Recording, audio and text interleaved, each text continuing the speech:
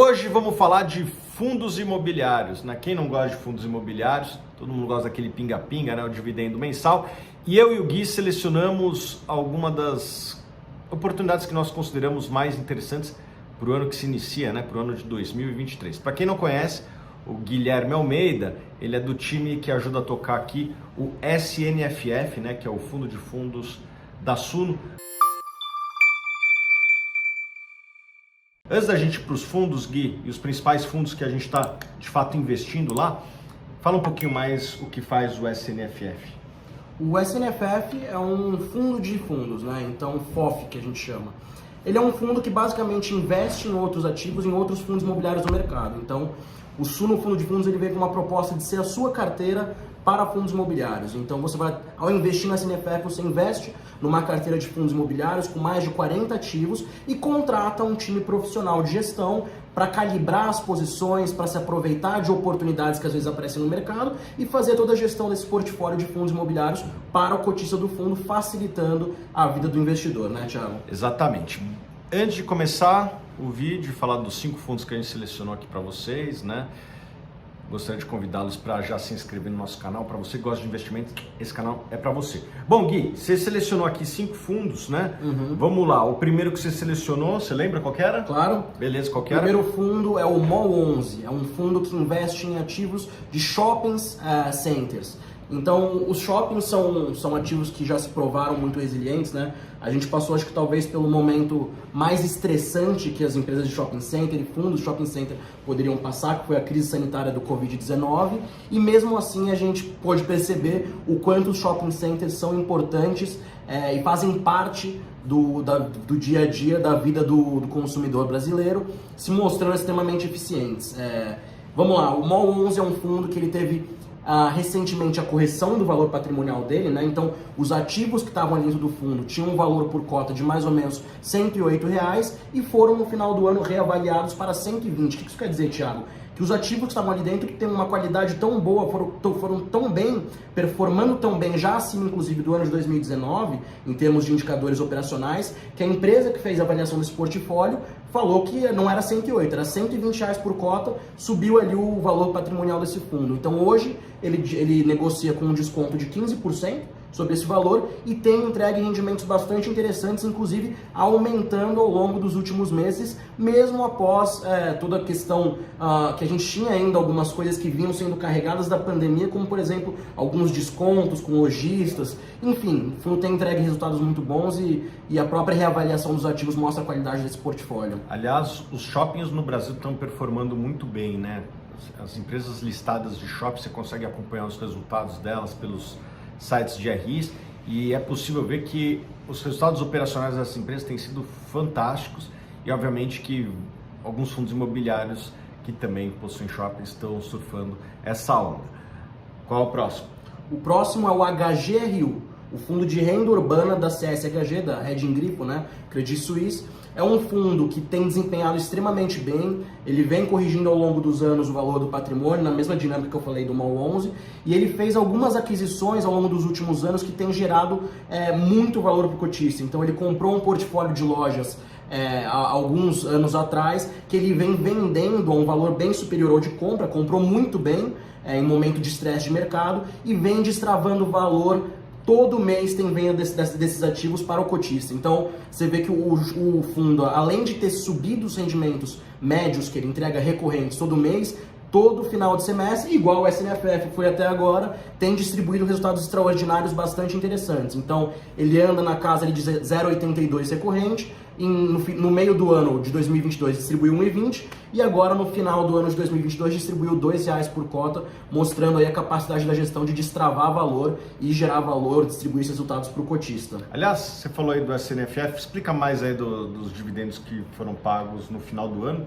Teve também uma distribuição em julho do ano passado, se não me engano. Foi, referente a junho. É um dos fundos imobiliários. Em junho referente a maio. É um dos FOFs que mais paga. De onde que vem essa criação de valor? Perfeito, mais ou menos essa mesma pegada que eu falei. A gente tem essa visão de manter uma constância, uma recorrência nos rendimentos do Sunofof, para que o cotista do Sunofof não fique se preocupando quanto que vai ser esse mês, quanto que vai ser igual o mês passado, vai ter alguma surpresa negativa. Então a gente mantém os resultados auferidos em reserva e distribui constantemente ao longo do semestre. No final do semestre, como a legislação obriga, a gente tem que distribuir esses 95% de lucros auferidos ao longo do semestre, então a gente tem que distribuir sempre no final do semestre uma porradinha, né? Essa gordura acumulada ao longo do semestre. Então, no meio do ano, como você falou, a gente distribuiu 1,30 referente ao primeiro semestre, e agora no final do ano a gente distribuiu em dezembro 1,30 novamente, e agora em janeiro distribuímos 0,80, também acima do patamar recorrente que a gente vinha trazendo de 0,65.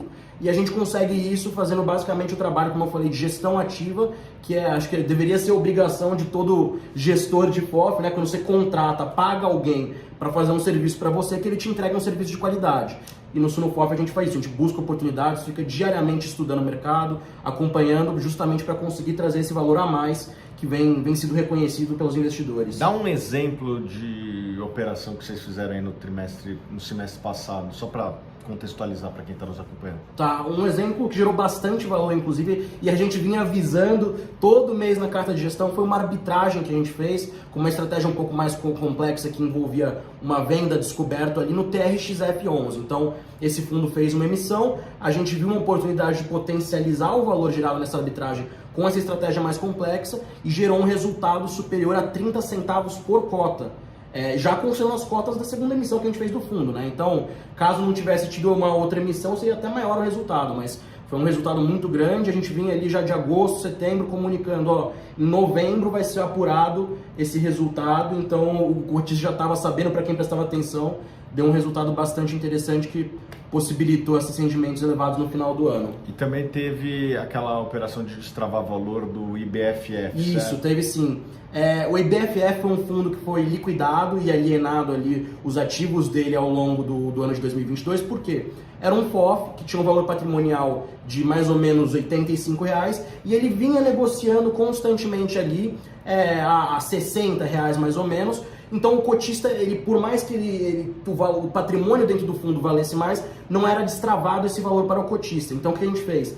A gente, outros players do mercado que tinham um fundo, teve uma assembleia que votou, então os cotistas mesmo, os donos do fundo, votaram pela liquidação desse fundo. O que acontece? O gestor nesse momento tem que vender os ativos pelo que eles valem, então ali por aqueles R$85 que ele valia, e distribuir como amortização para os cotistas do fundo esse valor. Então a gente conseguiu destravar esse valor tanto para o Sunofof quanto para todos os outros cotistas do mercado.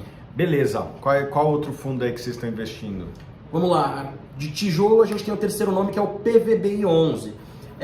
Os fundos de laje ainda estão recuperando da pandemia, eles tiveram uma recuperação mais lenta que os fundos de shopping, por exemplo, então a gente vê que esses fundos ainda estão penando um pouco para voltar ao que era antes, Thiago. Por outro lado, o PVBI é um fundo que ele investe em ativos muito premium, né? Então ele tem um portfólio de ativos com localização muito boa, qualidade muito boa, e a gente conseguiu ver isso ali no final de 2022 na transação que eles venderam do complexo JK, o quanto que esses ativos valem de fato no mercado real e que o gestor consegue destravar valor para esse cotista. Então, ativos muito localizados em regiões que tem uma vacância estrutural de zero. Então, na Faria Lima, os ativos, por exemplo, um inquilino sai, a gente brinca que no outro dia já tem alguém alugando, né, pelo preço que vale.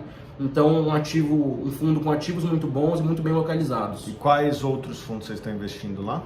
A gente pegou também 2 fundos de papel, né? Então, a gente já espera inflação bastante alta nesse ano, talvez não como a gente pegou logo após a pandemia, mas o Brasil tem um histórico inflacionário e a gente pegou 2 fundos da nossa carteira que estão bastante descontados. O primeiro investe majoritariamente em IPCA, inflação, que é o VGIP da Valora, um fundo com mais de 1 bi, bastante diversificado e com um prêmio muito bom dessa carteira. Então a taxa ali do IPCA mais desse fundo é bastante interessante e ele negocia hoje com 6% de desconto. O segundo fundo é o REC-R, então o fundo de recebíveis da REC.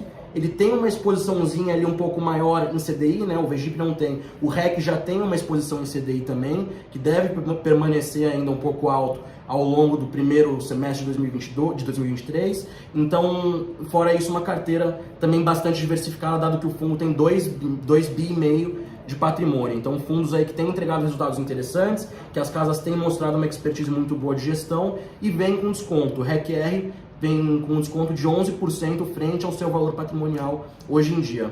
E você investe em algum desses fundos? Pretende investir? Bota aqui nos comentários que eu quero saber. E Gui, para finalizar, quem quiser acompanhar o SNFF, vocês têm o relatório gerencial, certo? Certo. A gente tem um relatório gerencial que é publicado todo mês, inclusive na semana que vem já vai estar disponibilizado, ao final da semana sai, semana que vem está liberado já para todo mundo. Relatório de dezembro do final do ano, onde vão estar explicados todos esses movimentos que geraram esse resultado bastante interessante no final do ano. Fora isso, a gente tem o nosso canal do Telegram, então aqui na descrição do vídeo vai ter, e a gente também tem no perfil da Suno Asset, lá, @SunoAsset, clicando na bio lá tem o link dos canais do Telegram, e temos também as lives mensais que a gente faz, né, Thiago? Depois que a gente disponibiliza o relatório gerencial, todo mês tem uma live ali falando sobre os resultados e tirando todas as dúvidas dos investidores. Parabéns pelo trabalho, Gui. Obrigado. Muito obrigado. E você, eu dedico aqui esse vídeo, espero que vocês tenham gostado e a gente se vê nos próximos vídeos.